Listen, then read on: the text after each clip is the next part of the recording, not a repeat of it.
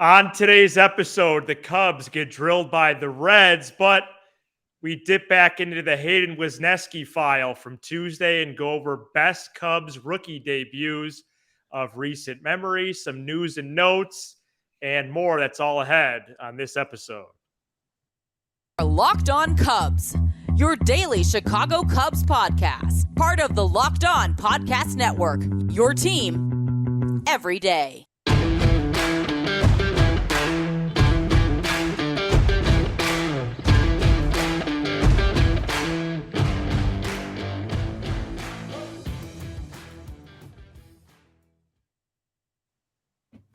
Welcome back into Locked On Cubs alongside Sam Olber. I'm Matt Cozy. Today's episode is brought to you by Vroom. With Vroom, you can buy a car entirely online and have it delivered straight to you, so you never have to go to a dealership again. So next time you need to buy a car, just grab your phone, go to vroom.com, that's VROOM.com, and check out thousands of great cars. For the few people that were at Wednesday night's ball game, Sam, they might have gotten in their car and left early. It's September. I'm not mad. We're just trying our best out there.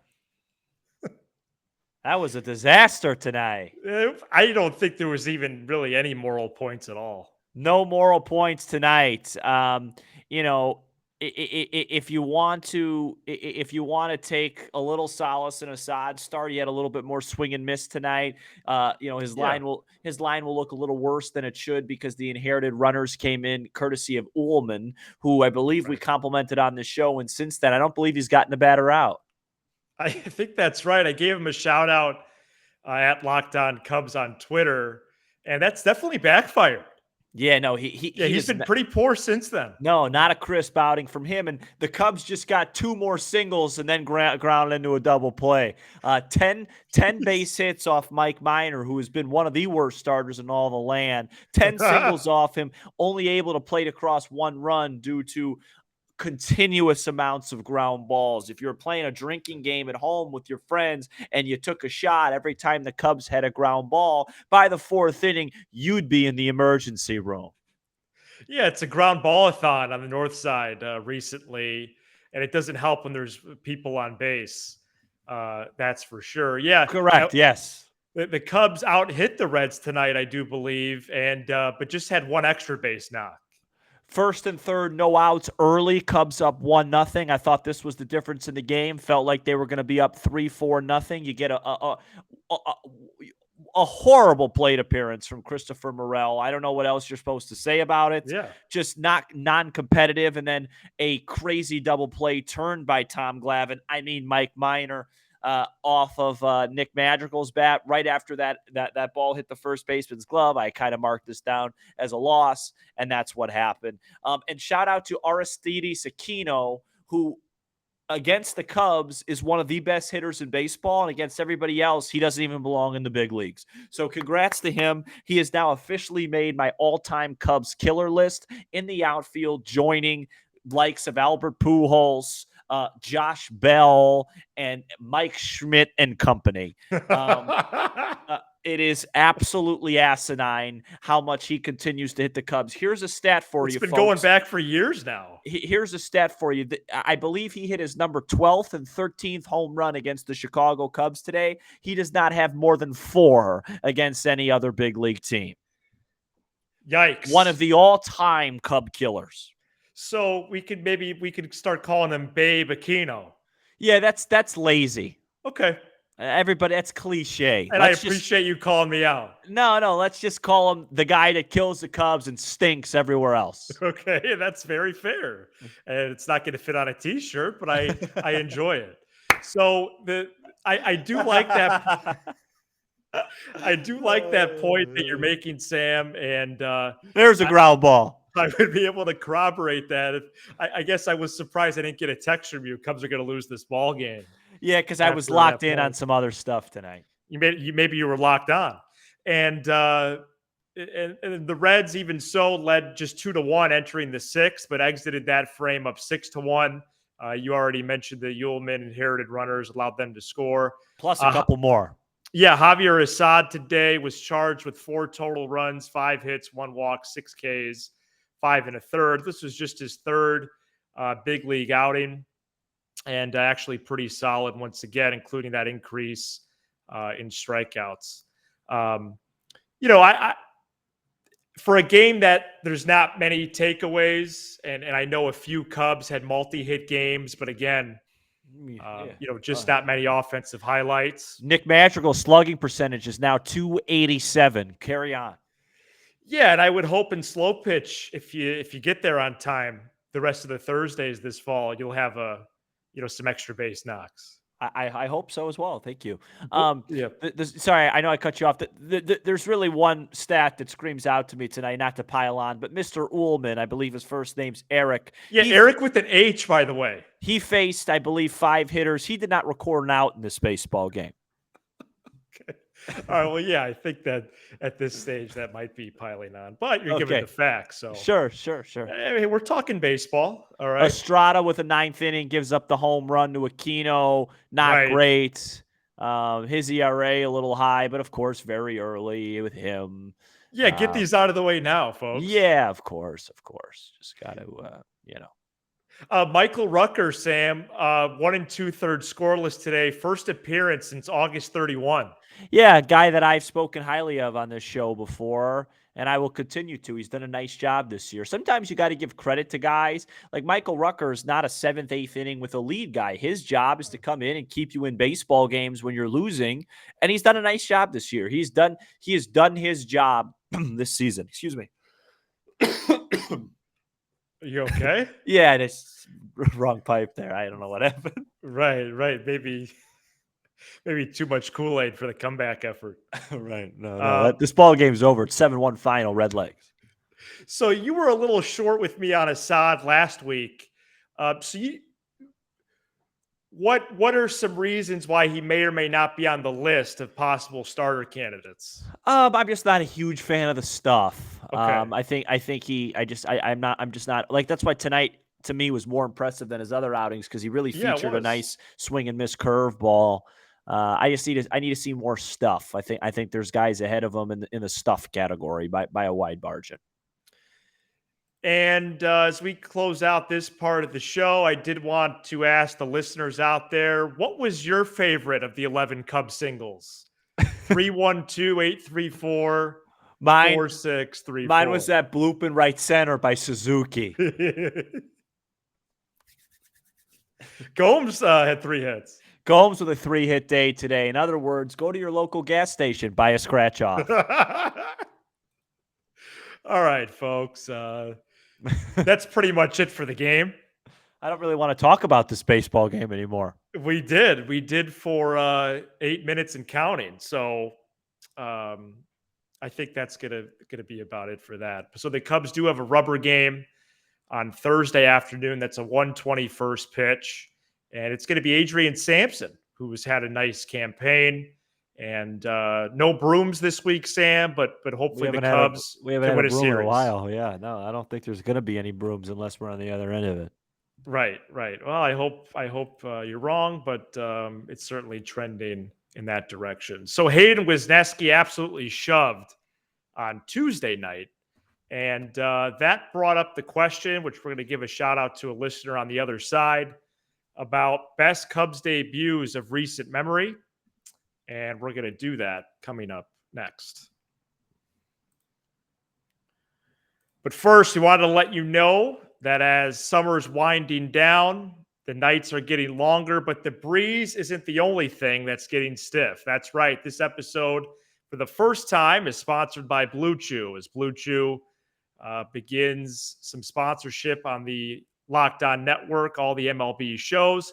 Blue Chew is a unique online service that delivers the same active ingredients as Viagra and Cialis, but in chewable tablets and at a fraction of the cost. The process is simple. Sign up at BlueChew.com, consult with one of their licensed medical providers, and once you're approved, you'll receive your prescription within days. The best part, it's all done online, so no visits to the doctor, no awkward conversation, and no waiting in line at the pharmacy. Blue Chew's tablets are made in the US of A and prepared and shipped direct to your door in a discreet package. So if you could benefit from extra confidence when it's time to perform, Chew it and do it. And we've got a special deal for our listeners. Try Blue Chew free when you use our promo code Locked On at checkout. Just pay $5 shipping. That's bluechew.com, promo code Locked On to receive your first month free. Visit bluechew.com for more details and important safety information. We're back here on Locked On Cubs, and Sam's Nate in Rockford. Nate, love the name Nate. My grandfather was named Nate. It's a great name. Yes, and he sent us this message. I'm going to read it word for word. Where does Wesneski's debut rank as far as MLB debuts for the Cubs this season and all time? Has to be the most impressive this year, and the only one that comes to mind all time is how special Starlin Castro's debut was in Cincinnati. May of 2010, Cincinnati. Let's go over an encyclopedia over there. Oh, the Cubs. Let me tell you something. Cubs debuts in recent memory is like feeding me. Let's talk about it. Okay. This season. Let's do this season first. Okay. Before we get you out of the cage. This season, I mean, it has to be number one unless that one at bat by Morel against Pittsburgh where he hit one down Kenmore Ave.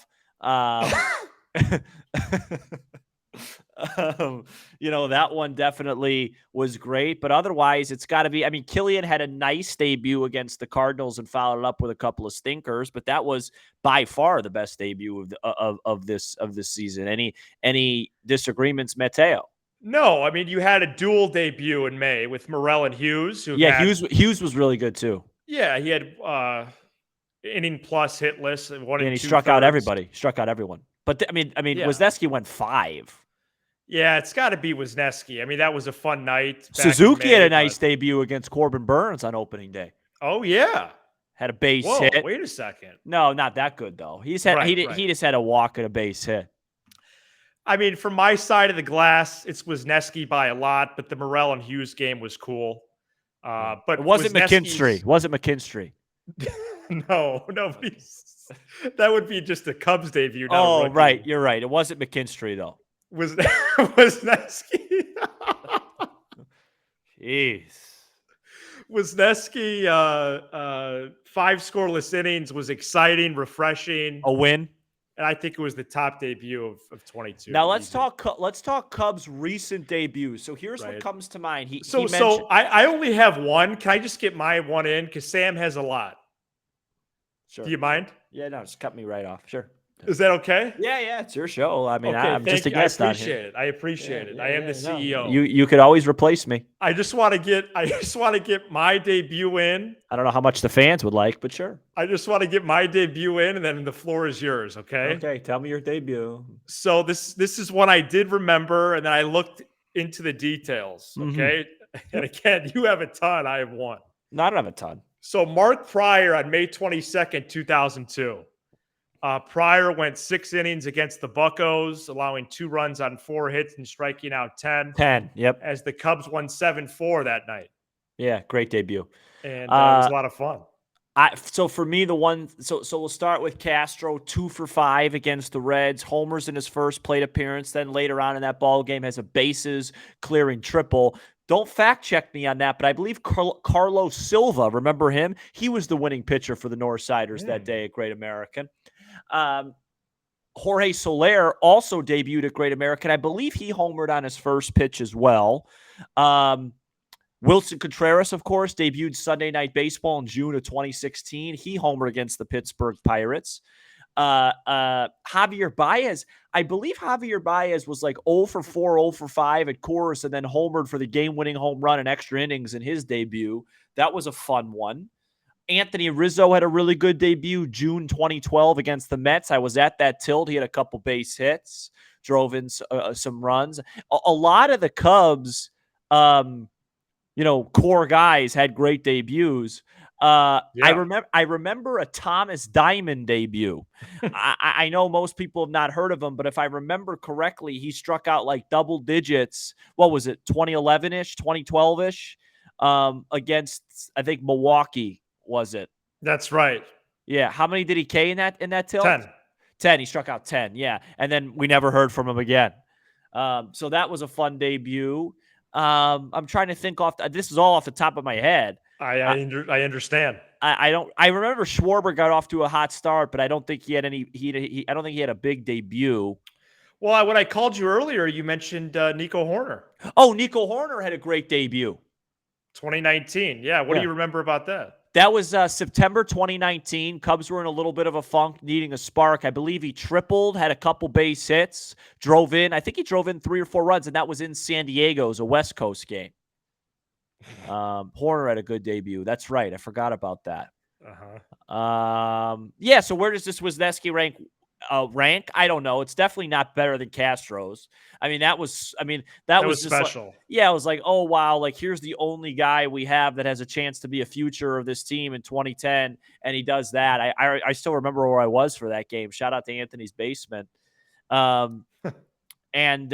Yeah, it's probably right there with the Soler debut and the Contreras and the Baez debut, I'd probably say. Did Schwarber not have a notable debut? Yeah, right. That's what I remember. He had a very notable early beginning, and I remember he homered in Cleveland in one of his first games. Okay, but not the very first. I just don't remember if it was the very first or not, and that's on me. I don't think it was. Yeah, that's on me then. But that's just one person I would like to follow up on, or just came to mind. But. Yeah, I just remember him getting off to a really hot start, but I don't think it was his actual first debut game. And I believe that was in Cleveland. Yeah, in Cleveland, he had a little bit of foreshadowing there. I remember Baez, too, if I'm not mistaken, had that home run late in his debut and then homered, I think, the following day at Coors. He had a huge series, yeah. Yes, yeah, right. 2014. Yeah, right. Yeah, no, that was fun. I remember that series really well. That was really cool. Yeah, a lot of really cool Cub debuts. I like that question a lot, and I think a lot more really cool ones are coming. Yeah, thanks to Nate in Rockford, and again, you could hit great name, Nate. 312-834-4634. That was fantastic, and it's always good to go down memory lane. So coming up next, we have some reminders, some news and notes, Sam, including one on a couple South Bend Cubs players that I have for you, and a little bit more. We're going to do all of that coming up next. All right, we're back here on Locked On Cubs, your first listen every day. Did want to bring to your attention that the Cubs had the Midwest League Player and Pitcher of the Month for August. And just wanted to read you these lines. Pete Crow-Armstrong, if you ever heard of him, PCA hit 356 in August in the Midwest League. Jeez. A league that I once interned in with the Colonels of Cedar Rapids. Shout out. He led the league in average, OPS, hits, and total bases. It's unreal. And Luis Devers was named Pitcher of the Month for August in the Midwest League as well. 1.35 ERA in 4 starts, 20 strikeouts, and 4 walks in 20 innings.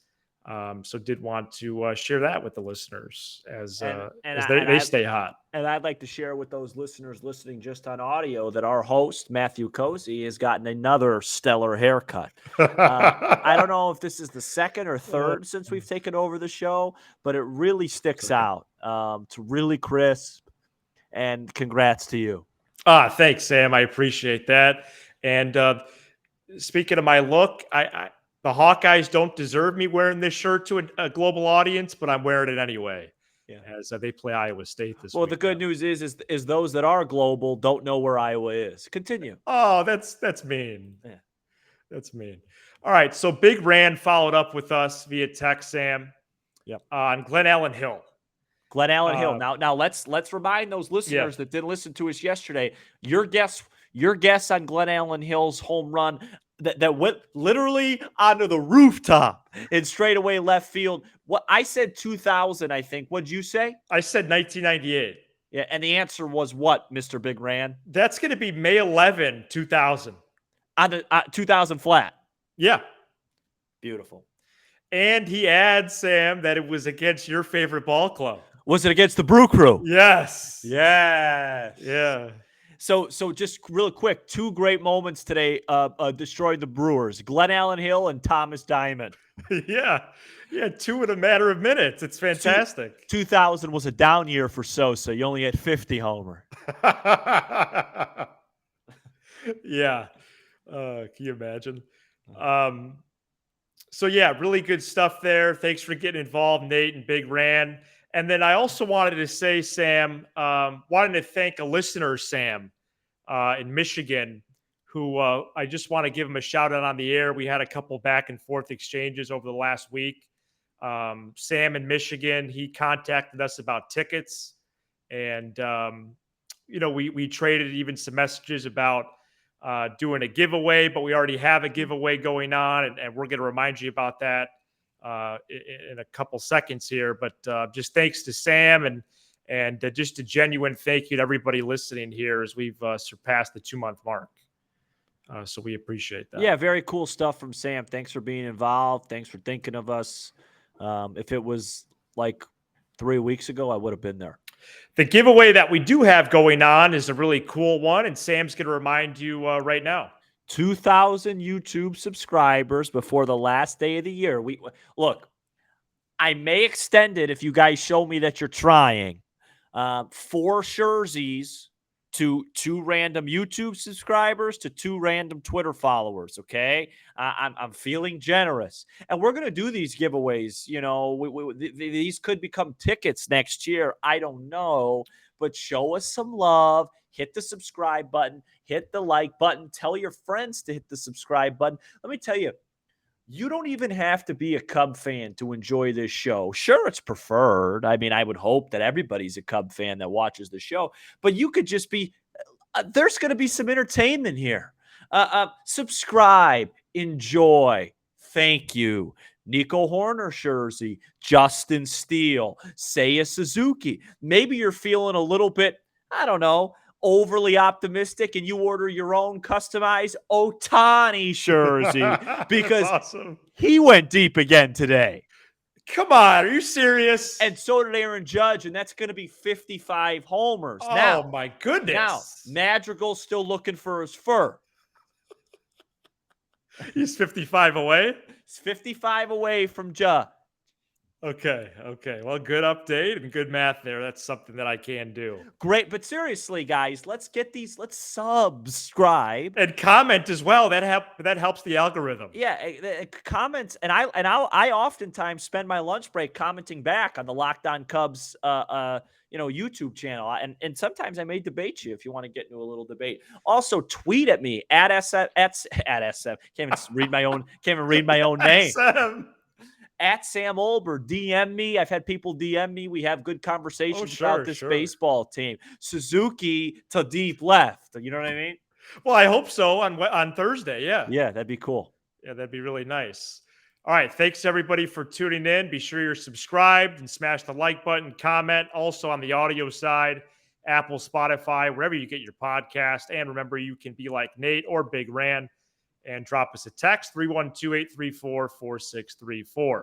Thanks for making Locked On Cubs your first listen every day. Now for your second listen, go check out the Ultimate Pro Football Preview Show. I'm really excited for this show as we get ready for the 2022 NFL season. All the local team experts of the Locked On Podcast Network will be there, plus betting coverage from Lee Sterling of Locked On Bets, all combining into one ultimate NFL preview. Search for Ultimate Pro Football Preview 2022 on YouTube or wherever you get your pods. What's the updated Bears line? Do we know? Touchdown. It's a touchdown. Still a touchdown. Okay. So it's a little bit lengthy there, but we'll see if that changes prior to kickoff. I put a house down on the Bears +7. He's Sam Olber. I'm Matt Cozy. Another fun show in the books. This is Locked On Cubs.